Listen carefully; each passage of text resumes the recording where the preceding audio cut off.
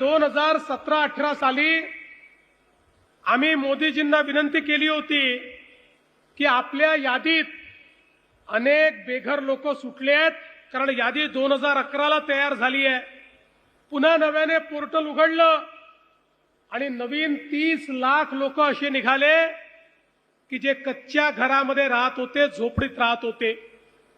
मी मोदीजींना, शिवराजजींना म्हटलं की आता 30 लाख घरं अजून आम्हाला लागतील. मला अपेक्षा होती, मागच्या वेळी 13 लाख घरं मिळाली, ती 7 वर्षात मिळाली.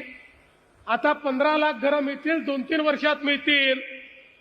पण शिवराजजींनी तर मला एक सुखद धक्का दिला आणि मला सांगितलं, देवेंद्र जी आप कार्यक्रम आयोजित करो, पूरे 30 लाख मकान आपको एक साथ मिलेंगे. एकत्रित 30 लाख घरं शिवराजजींनी आपल्याला दिली. आणि मी जयाभाऊंना, आमच्या डवले साहेबांना सांगितलं, जर त्यांनी आपल्याला रेकॉर्ड घरं दिली आहेत, आपल्याला हे रेकॉर्ड काम करावं लागेल. 45 दिवसामध्ये घरांना मान्यता, 10 लाख घरांना पहिला हप्ता. आणि आज तर हा रेकॉर्ड बघा, एका वर्षामध्ये 5 लाख घरं पूर्ण करून त्याच्या चाव्या आज आपण त्याचं वितरण केलेलं आहे. हा देशातला रेकॉर्ड महाराष्ट्राने पूर्ण केलाय. आज पुन्हा 9,000 कोटी रुपये आपल्याला मिळालेले आहेत. हे 9,000 कोटी रुपये मिळाल्यामुळे पुढच्या वर्षी शिवराजजी असाच कार्यक्रम आम्ही करू. आज 5 लाख लोकांना चाव्या दिल्या, पुढच्या वर्षी 15 लाख लोकांना चाव्या आम्ही देऊ.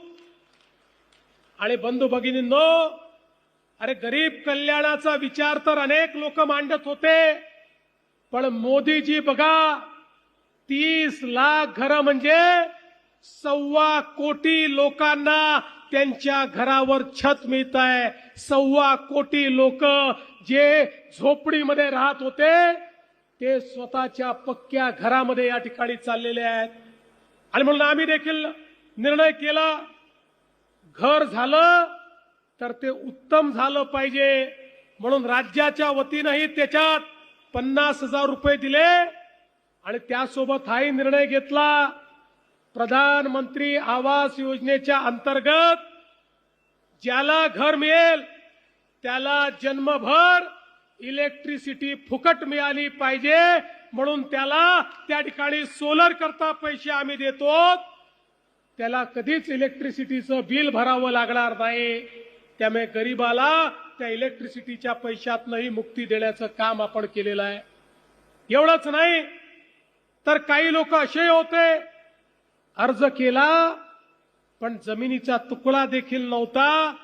त्यांना घर तर मंजूर झालं, पण जमीन नसल्यामुळे घर बांधता येत नव्हतं.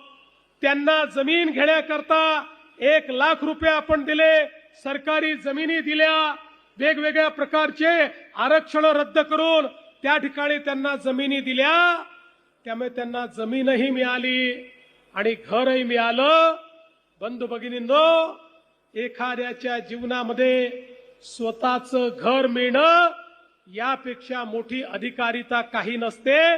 ते घर देण्याचं काम त्या ठिकाणी आपण केलेलं आहे.